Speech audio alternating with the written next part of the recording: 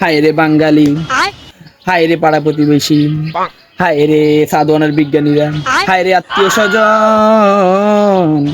দিনকা দিন না খেয়ে থাকলে, মাসের মাস না খেয়ে থাকলে কি খবর লই না কোনো মানুষ নাই। আর এখন রেজাল্ট দিব, এখন খবর লই না মানুষের অভাব নাই। ঈদের পর ঈদ যায়, এক ঈদের পর দুই ঈদ আসে, দুই ঈদের পর তিন ঈদ আসে। ঈদের টাইমে ঈদ মোবারক লই খবর লই না মানুষ নাই। বিজ্ঞানা ভাইয়া ঈদ মোবারক, কেমন আছেন আঙ্গ ভাই? তাই নাস্তা করিছেন, বিজ্ঞান না মানুষ নাই। আর এখন রেজাল্ট দিব, এখন মানুষের অভাব নাই।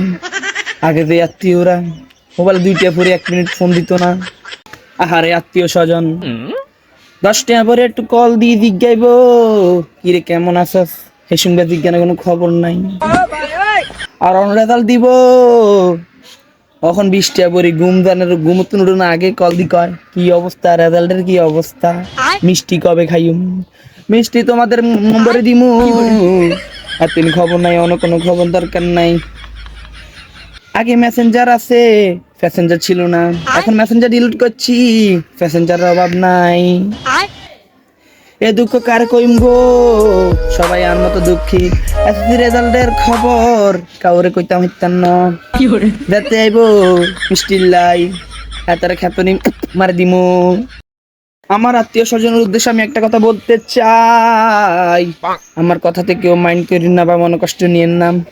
মনে কষ্ট নিলেও আমার কিছু করার নাই, মিষ্টিও দিমু না, রেজাল্টের কত কমু না।